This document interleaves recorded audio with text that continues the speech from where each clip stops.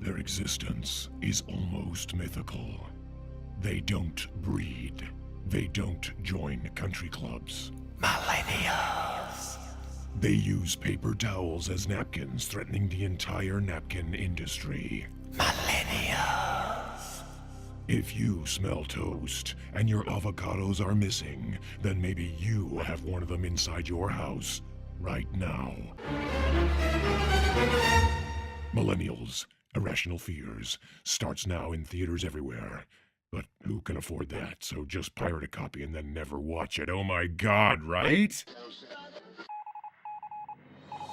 Chicago, Manila, Winterfell, Magrathea, Persephone, Star One, Metaluna.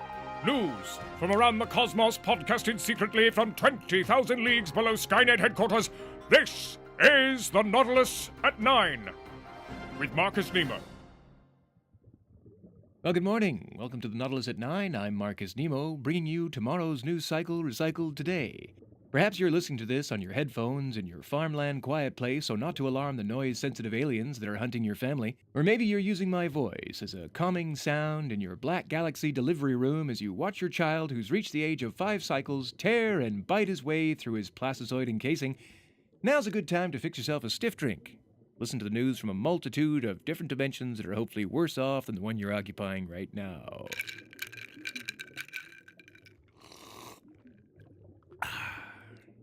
I'm currently enjoying one of my favorite on-air cocktails. I call it a Mork-jito, which is a nano of lime and mint muddled into a pitcher of vodka topped with soda. It's served in a mirth-sized, egg-shaped cup and drank until your head is in the couch, your ass is in the air, and you're calling for Orson.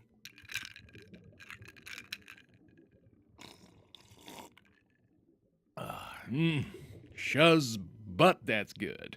Well, our top story tonight, there was a massive movement of miniature Muppets yesterday as hundreds of Doozers dropped their tool belts and helmets and marched out of Fraggle Rock in protest. The pushback from the 6-inch tall trade workers was an objection to having to work in the ethically questionable new research and development facility down at Fraggle Rock known as Fraggle X. The semi-secret research lab founded by the Fraggles in 2010 have been pursuing military contracts with the Lords of the Dark Crystal known as the Skeksis, which of course is in direct violation to Doozer societal values. This is the first time that Doozers have walked out on the Fraggles in recorded history. The two species of Muppets have up to this point always lived in a symbiotic and harmonious relationship with one another, even though their philosophies differ. Doozers, with their specialized abilities to use radish dust as a building material to construct miniature skyrises and railway systems, have always valued cooperation for the common good. Whereas the vaguely utopian Fraggle culture believe unions are the enemy of innovation and focus more on individualism. Fraggles also eat Doozer skyrises and railways, which is super weird. But with the launch of Fraggle X Labs, Fraggles have been developing questionable projects for Doozers to build, such as radish dust robotics and Doozer drones. And it was during these developments that the controversial Fraggle contract with Skexel the Chamberlain was leaked and caused the Doozers to march out of Fraggle Rock yesterday morning. And today, because of the protest, the Muppet public outcry against the contract has been felt by the simplest sock puppet to the celebrities of Sesame Street and even as far out as Jareth's Goblin Kingdom beyond the labyrinth. Here now is Muppet News reporter Kermit the Frog and his brief interview with Skexel the Chamberlain. Excuse me, just trying to get through here. Mr. Chamberlain, did you or did you not shred documents that directly connect Fraggle X with your lucrative weapons building contracts? No recollection of destroying documents. Cannot recall any documents that give indication that Skeksis approved. Must excuse me.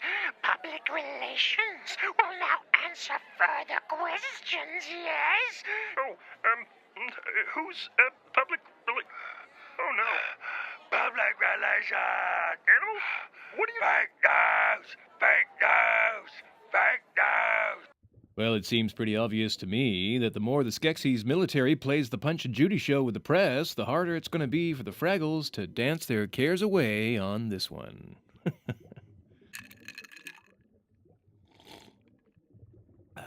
In other news, if you enjoy watching mountains get munched, forests get feasted on, seas get swallowed, and deserts for dessert, then tonight you should tune in for the final episode of Astronomic Gastronomic, the greatest planet-eating contest in the universe. This year's final contestants, Unicron, the Lord of Chaos, and Galactus, Ravager of Worlds, go head-to-head and stomach-to-stomach to see who will be the first to swallow as many life-wielding worlds in the shortest amount of time. This year's contest has been made more interesting to viewers by adding one new rule. To make sure there's zero rebellion from the chosen world's pesky inhabitants by having Megamaid use her vacuum cleaner to vacuum-suck all oxygen off these particular planetary platters picked for this pageant.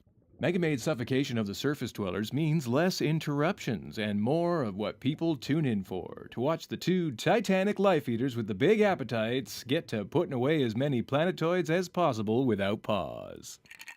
Well, that should give the science nerds a whole new meaning to the theory of Big Crunch, am I right?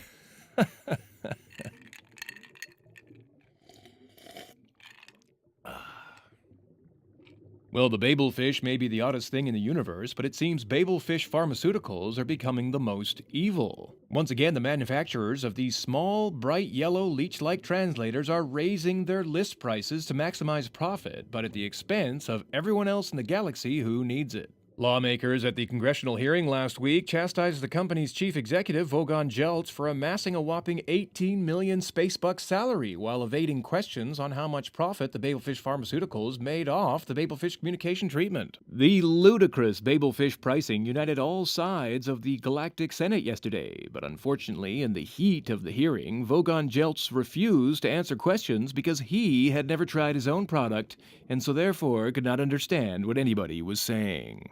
Well, this story ends with a bit of good news, for the Galactic FDA has just approved a generic version of the Babel fish to make universal translation more affordable for all. It's called Guppy Pen, and not to worry, there's also a Guppy Pen Jr. for kids. Oh, and there's the sound of the Vox Graphonic Vortex, our portable radio porthole to the other side of the elsewhere. Let's tune that in and have a bit of a listen.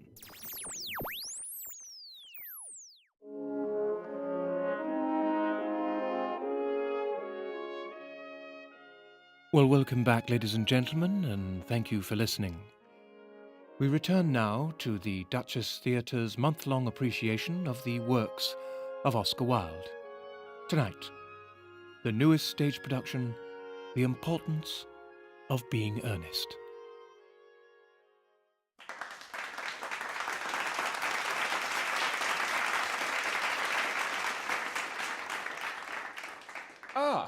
My dear Ernest, what brings you up to town? Where have you been since last Thursday? Where have I been? Where have I been? The question is, where haven't I been? Well, I don't know. You haven't told me. Well, if you must know, I've been in the country. And what on earth were you doing there? Well, I find when one's in town, one amuses oneself. When one's in the country, one amuses other people. It's excessively boring. Know what I mean? And, who are these people that you amuse? Well, hello. Look at these cucumber sandwiches. Don't mind if I do. Ernest, no. Ever tell you about my friend Vern? Ernest, please. Vern.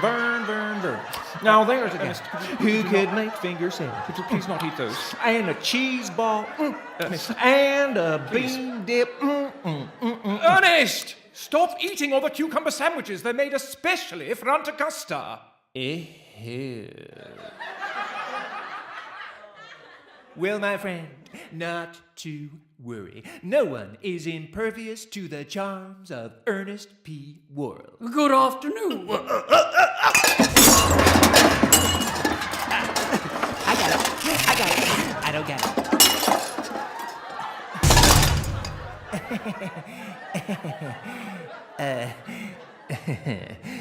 Sorry, big fella, didn't see you there. Ernest, that is my Aunt Augusta.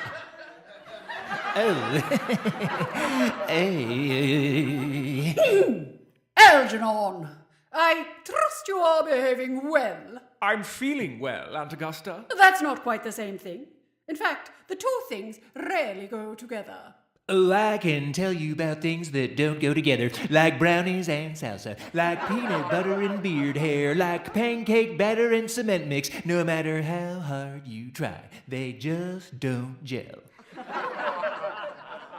So, you are displaying signs of triviality. On the contrary, for the first time in my life, I've realized the importance of being earnest. Know what I mean?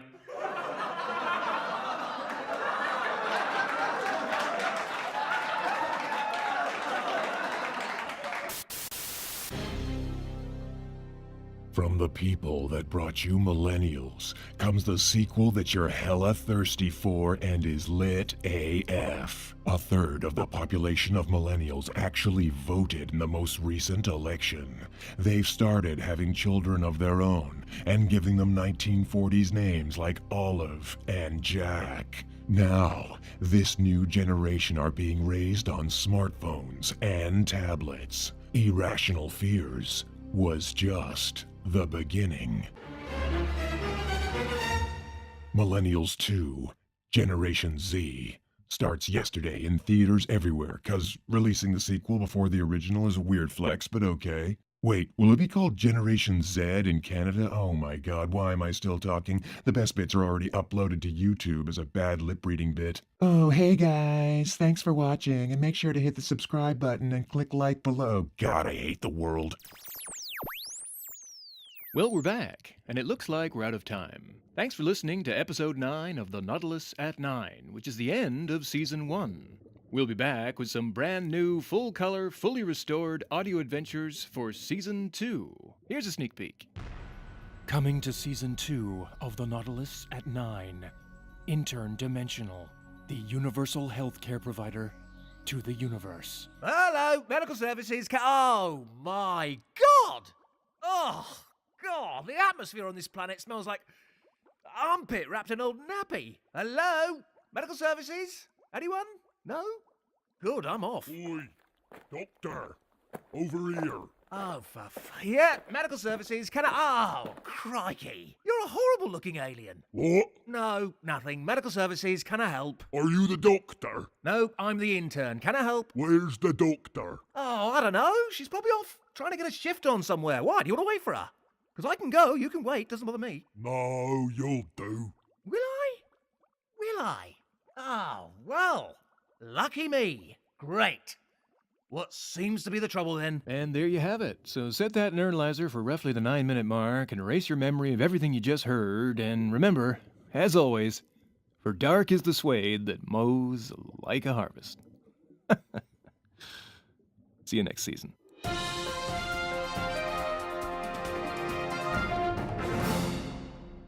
The Nautilus at 9 was created, written, and performed by David Radford and produced by Launchpad Theatre Company.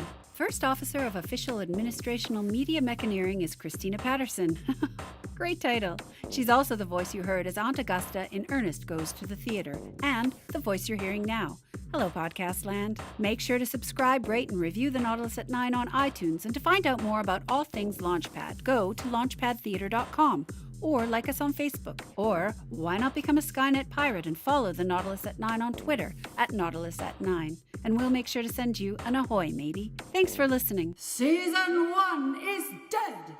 Long live Season 2. The worm is the spice. The spice is the worm. Sure.